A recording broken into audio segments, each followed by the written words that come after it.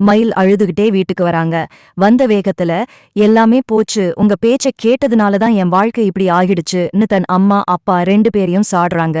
ஆனா மயிலோட அம்மா அவங்களுக்கு ஆறுதல் சொல்லாம, நாங்களே சுடர் வாழ்க்கைய நினைச்சு கவலையில இருக்கோம். உனக்கு நல்ல இடமா பார்த்து கல்யாணம் பண்ணி வச்சா அங்க போய் ஒழுங்கா வாழாம இப்போ தண்டமா வந்து இங்க உக்காந்துட்டு எங்களையே திட்டுறியா கோபமா பேசுறாங்க. மயில் விடாம, பொய் சொல்லாதீங்கன்னு நான் எவ்வளவோ சொன்னேன். ஆனா நீங்க தான் கேட்காம கோர்ட்டு கேஸ்ன்னு இழுத்து விட்டு இப்போ அந்த வீட்டு பக்கம் கூட எட்டி பார்க்க முடியாத அளவுக்கு பண்ணிட்டீங்கன்னு குமுறுறாங்க. அப்போ அவங்க அம்மா, இப்போ உனக்கு என்னதான் பிரச்சனைன்னு கேட்க, சரவணன் அஞ்சலிங்கிற ஒரு பொண்ணோட கோவில்ல நெருக்கமா பேசிட்டு இருந்ததையும் அதை கேட்டுட்டு தான் அந்த பொண்ணை அடிச்சதையும் மயில் சொல்றாங்க.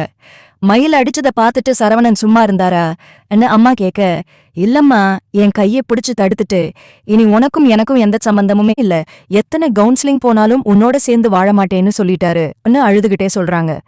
இதை கேட்டுட்டு இருந்த சுடர், நான் அப்பவே சொன்னேன்லக்கா, இவங்க பேச்ச கேட்காதன்னு. இப்போ பாத்தியா, கை கழுவி விட்டுட்டாங்க. உனக்கு ஒரு வாழ்க்கை அமையணும்னா நீயே தான் முயற்சி பண்ணணும். உடனே பாண்டியன் மாமா வீட்டுக்கு போய் அவர் கால்ல விழுந்தாவது மன்னிப்பு கேளு. அஞ்சலின்னு ஒரு பொண்ணு வந்துட்டான்னா அப்புறம் சரவணன் மாமா உன்னை ஏத்துக்கவே மாட்டாருன்னு தைரியம் சொல்றாங்க. மயில் உடனே பாண்டியன் வீட்டுக்கு ஓடுறாங்க. பாண்டியன் வண்டியில கிளம்பும்போது மயில் அவர் முன்னாடி போய் நின்னு கெஞ்சுறாங்க. எங்க அம்மா அப்பா சொன்ன பொய்ய நம்பி நான் தப்பு பண்ணிட்டேன் மாமா. எனக்கு இந்த வீட்ல தான் இருக்கணும்னு ஆசை. தயவு செஞ்சு என்னை ஏத்துக்கோங்க அழுதுகிட்டே கேக்குறாங்க. அப்போ அங்க வர்ற சக்திவேல், உன் பொண்டாட்டி கதிர் ராஜி கல்யாணத்தை ஏத்துக்கிட்ட மாதிரி இந்த பொண்ணையும் சேர்த்துக்க வேண்டியதுதானேன்னு நக்கலா பேசுறாரு. பாண்டியன் அவரை அதட்டிட்டு மயில் பக்கம் திரும்புறாரு. சத்தம் கேட்டு சரவணனும் கோமதியும் வெளியில வர்றாங்க. மயிலை பார்த்ததும் சரவணன் செம கடுப்பாகிறாரு. கோவில்ல வச்சு என் ஃப்ரெண்டே அடிச்ச வைவ, இவ மூஞ்சில கூட எனக்கு முடிக்க விருப்பமில்ல, கவுன்சிலிங் கூட எனக்கு தேவையில்லைன்னு கோபமா கத்துறாரு. பாண்டியன் சரவணனை சமாதானப்படுத்த முயற்சி பண்ணி, அவதான் தப்பை உணர்ந்து மன்னிப்பு கேட்கிறாள்ல, ஒரு தடவை ஏத்துக்கலாம்னு சொல்றாரு. ஆனா சரவணன் ரொம்ப உறுதியா, நீங்க என்ன வேணா சொல்லுங்கப்பா, ஆனா இவளோட என்னால சேர்ந்து வாழவே முடியாது கராரா சொல்லிட்டு போயிடுறாரு. மயிலுடைய வாழ்க்கை என்னவாகுங்கிற பயமும் சரவணனோட பிடிவாதமும் அந்த இடத்தையே ரொம்ப பரபரப்பா ஆக்கிடுச்சு. அடுத்ததா மயில் அந்த வீட்டை விட்டு வெளியேறாம அங்கே போராட போறாங்களா, இல்ல சரவணன் சொன்னதுக்காக திரும்பி வரப்போறாங்களான்னு என்று பார்ப்போம். சரவணன் அத்தனை கராராகச் சொன்னதைக் கேட்டு மயில் நிலை குலைந்து போகிறார்கள். பாண்டியன் எவ்வளவோ எடுத்துச் சொல்லியும், இனிமேல் ஒரு நிமிடம் கூட இவளுடன் என்னால் ஒரு கூரையின் கீழ் இருக்க முடியாது என்று சொல்லிவிட்டு சரவணன் வீட்டிற்குள் சென்றுவிட மயில் அங்கேயே வாசலில் அமர்ந்து அழத் தொடங்குகிறார்கள். கோமதிக்கு ஒரு பக்கம் மயிலின் மேல் கோபம் இருந்தாலும் ஒரு பெண்ணாக அவள் தெருவில் நிற்பதைப் பார்த்து மனது சங்கடப்படுகிறது.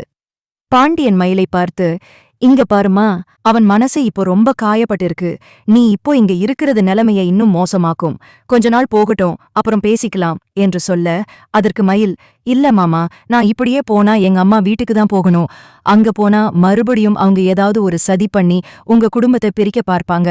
எனக்கு இந்த வீட்டு வாசல்தான் கதி என்று பிடிவாதமாக அங்கேயே அமர்ந்து விடுகிறார்கள். இதற்கிடையில் அஞ்சலிக்கு மயில் அடித்த விஷயம் சரவணனின் நண்பர்கள் வட்டாரத்தில் பெரிய பிரச்சனையாகிறது.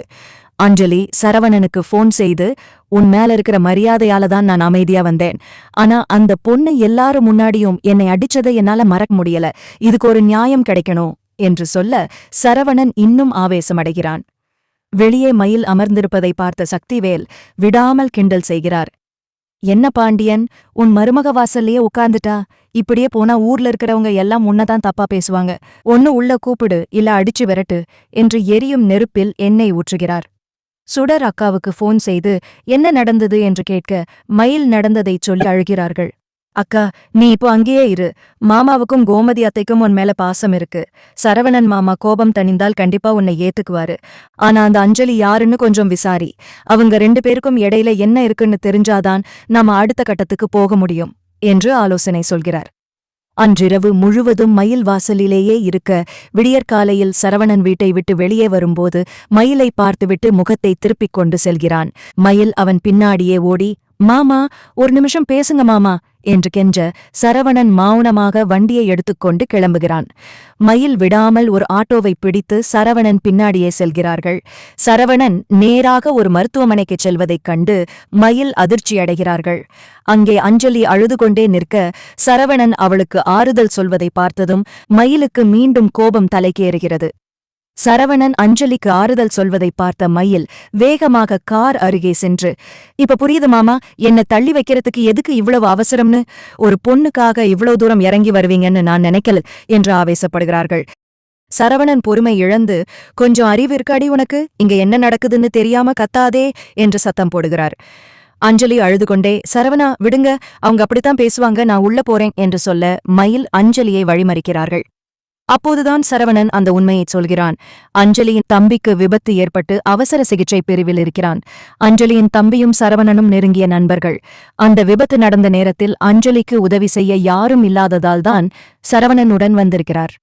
உண்மையை அறிந்த மயில் ஒரு நிமிடம் திகைத்துப் போகிறார்கள். தப்பு பண்ணிட்டனோ என்ற குற்ற உணர்ச்சி ஒரு பக்கம் இருந்தாலும், ஏன் என்கிட்ட இதைச் சொல்லல என்று கேட்கிறாங்க. அதுக்கு சரவணன், நீ கேட்கிற நிலைமையிலையா இருந்த, பார்த்த உடனே அந்த பொண்ணை அடிச்ச, இப்போ இங்க வந்து அசிங்கப்படுத்துற, உன் மேல இருந்த கொஞ்சம் நஞ்ச மரியாதையும் போச்சு, இப்போவாவது இங்கிருந்து கிளம்பு என்று விரட்டாத குறையாகச் சொல்கிறான். மயில் சோகமாக மீண்டும் பாண்டியன் வீட்டுக்கே வருகிறார்கள். அங்கே கோமதிமையிடம், என்னம்மா இப்படி அலைஞ்சிட்டு இருக்க? சரவணன் மனசு மாறுறது அவ்வளவு லேசான காரியம் இல்ல. நீ செஞ்ச ஒவ்வொரு காரியமும் அவனுக்கு உன் மேல இருந்த நம்பிக்கைய உடைச்சிருச்சு. முதல்ல உங்க அம்மா அப்பா கூட இருக்கிற உறவை முழுசா கட் பண்ணிட்டு இங்க பொறுமையா இரு என்று அறிவுரை சொல்கிறார்கள்.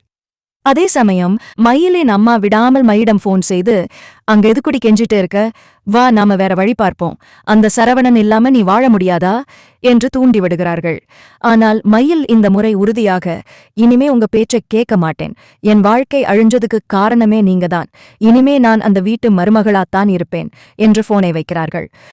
சரவணன் மருத்துவமனையில் இருந்து அஞ்சலிக்கு தேவையான உதவிகளைச் செய்துவிட்டு வீடு திரும்புகிறான்.